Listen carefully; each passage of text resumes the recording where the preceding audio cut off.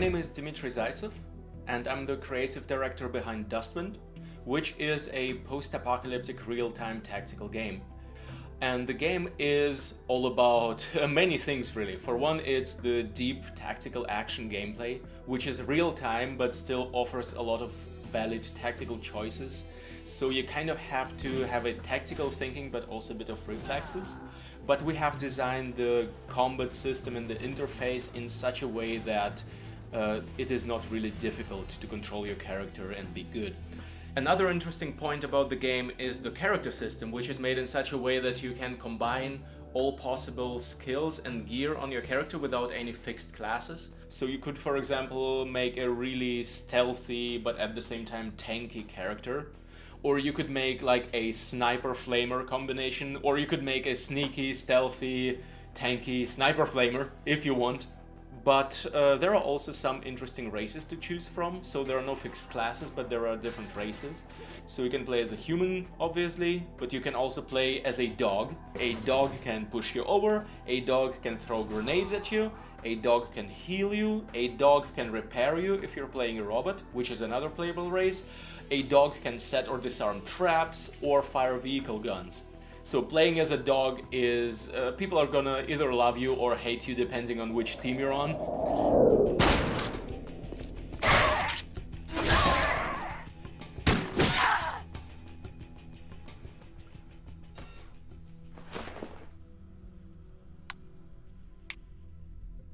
Another interesting aspect about Dustwind is that it offers multiple game modes.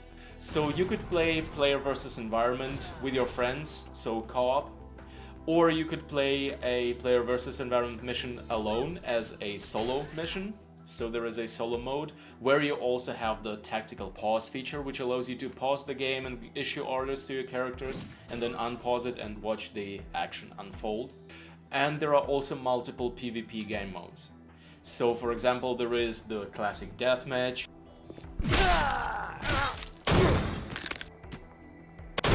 There is also Capture the Gas, which is basically capture the flag, but with gas, because who needs flags? You know, get the gas!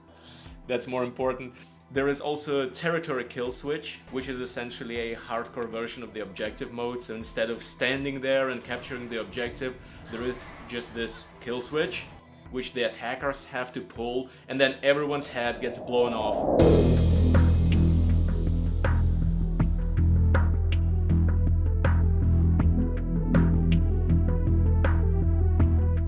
Another important point about Dustwind is the built-in Steam Workshop integrated map editor, which we have specifically designed to be really user-friendly and fast.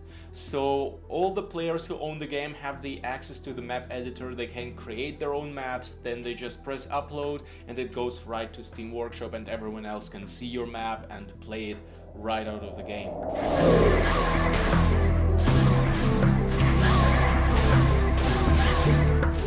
Another important quality in Dustwind is what I call cluster fun. Things like, grenade throwing dogs, or you being able to shoot toilet plungers at your opponents with a compound bow. All the things like that that make the game not just deep and tactical and serious, but also funny, and we think this combination works great, because quite honestly, even if your opponent kills you, it's really hard to be mad at them, because a lot of times it's gonna be ridiculous situations like you've stepped on a mine, and while you're literally blown up in the air, someone snipes your head off, and then you're like, damn, but damn, this was amazing, you know, although you died. You will be kicked off of your sniper tower by a dog that climbs up the ladder and pushes you over, and you're gonna break your neck from the fall damage. And you'll be like, man, that dog's good. All of these features build a unique experience for a community of people which are already playing the game and enjoying it a lot, which I invite everyone to join because it's really, really fun. Let's see that, do the share screen. Oh yeah, that's right. Okay, I think his left back leg is being a bit awkward, but otherwise I don't see anything wrong with the animation. It's all right. Good. So just fix that jittering at the end of the back leg and 10 minutes? Yeah, say 15 minutes. Oh, yes! That's great! That's great. It's going good so far. Alright, great. See ya. In fact, some of the armors and weapons that are found in Dustwind were created first in real life. This right here is the heavy pulse cannon, the prop of it. You can play this weapon in Dustwind in the game. So this was created before the weapon appeared in the actual game. So I was thinking, what could I make that looks really like it would be from this kind of a game. And once I've made it, we made photos of it, we made a 3D model of it. So unlike many other weapons in the game, this one existed in the physical form before it did in its digital form. Yeah, in the game itself it does a really heavy energy damage, but it's also a really big and slow gun.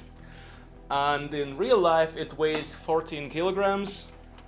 You can hold it with one hand, you can hold it with two hands, and it's built really in a really sturdy way. It has seen a couple of conventions and LARPs and all that, and it's still holding true. So Dustwind was not the only post-apocalyptic project which I've been busy with in the last 6 years or so.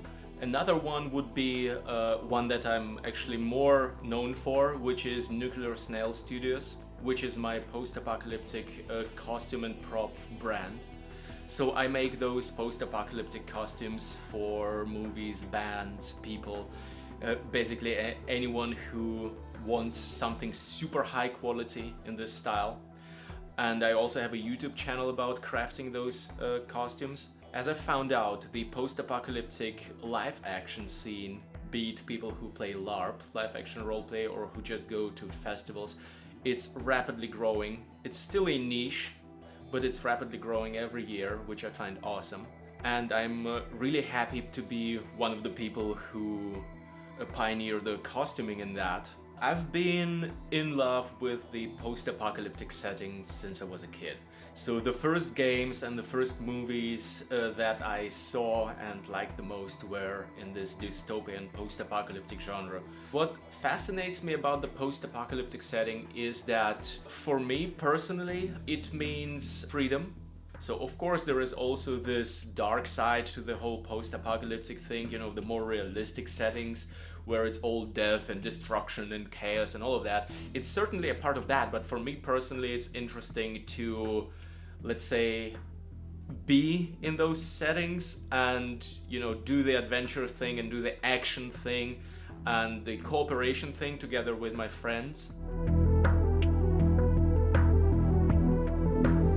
There is no such thing as one post-apocalyptic genre.